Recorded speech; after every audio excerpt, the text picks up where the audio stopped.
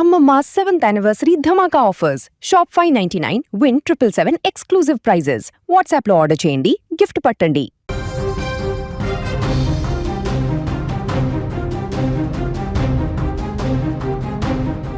తమిళనాడు ముఖ్యమంత్రి తమిళగ వెట్రే కళగం అధినేత విజయ్ త్వరలో ఢిల్లీకి పయనం కాబోతున్నట్టుగా తెలుస్తుంది.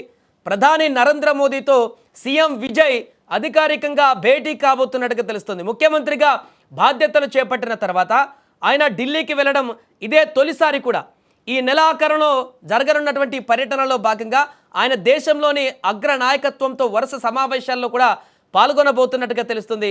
విశ్వసనీయ వర్గాల సమాచారం ప్రకారం మే 18 తర్వాత తమిళనాడు కేబినెట్ విస్తరణ జరగవచ్చు. ఆ తర్వాత మే 3వ లేదా ఈ నెలాఖరున విజయ్ 2 రోజుల పాటు ఢిల్లీలో పర్యటించేటువంటి అవకాశం ఉంది.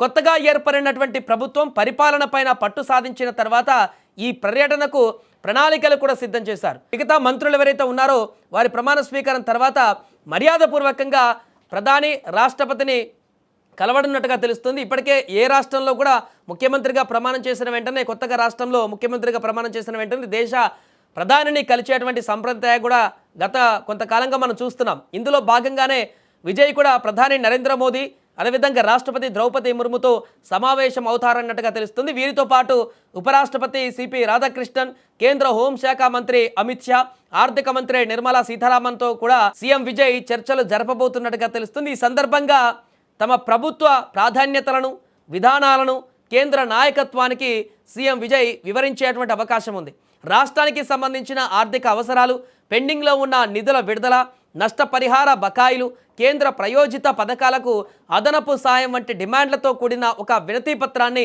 కేంద్రానికి సమర్పించనున్నారు. ఇక ఈ పర్యటనలో మౌలిక సదుపాయాల ప్రాజెక్టులు, పారిశ్రామిక పెట్టుబడులు, రవాణా సౌకర్యాలు వంటి కీలక అంశాలపైన కూడా చర్చలు జరిగే అవకాశం ఉన్నట్టు తెలుస్తుంది. ఇటీవలి అసెంబ్లీ ఎన్నికలలో భారీ విజయంతో రాజకీయ శక్తిగా ఎదిగినటువంటి తర్వాత విజయ్ జాతీయ నాయకత్వంతో నేరుగా సమావేశం కానుండడంతో ఈ పర్యటనకు రాజకీయంగాను ప్రాధాన్యత ఏర్పడింది. సో ఈ భేటీల ద్వారా కేంద్రంతో సత్సంబంధాలు నెలకొల్పుకొని రాష్ట్రంలో తలపెట్టినటువంటి అభివృద్ధి కార్యక్రమాలకు సహకారం పొందాలని కూడా టీవీకే ప్రభుత్వం భావిస్తున్నట్టుగా తెలుస్తుంది. అంతేకాకుండా తమిళనాడు రాష్ట్రానికి సంబంధించి ఆల్రెడీ సీఎంగా ప్రమాణం చేసిన మొదటి రోజే రాష్ట్ర ఖజానా అంతా కూడా ఖాళీ అయిపోయింది. గత ప్రభుత్వము 5 సంవత్సరాలలో ప్రభుత్వ ఖజానా అంతా ఖాళీ చేసిందని చెప్పినటువంటి నేపథ్యంలో ఆర్థిక సంబంధించినటువంటి అంశాలు, అదేవిధంగా పెండింగ్లో ఉన్నటువంటి కేంద్ర నిధులన్నింటినీ కూడా తక్షణమే విడుదల చేసేటువంటి విధంగా సీఎం విజయ్ ప్రధాని మోదీని కోరేటువంటి అవకాశం ఉన్నట్టుగా తెలుస్తుంది.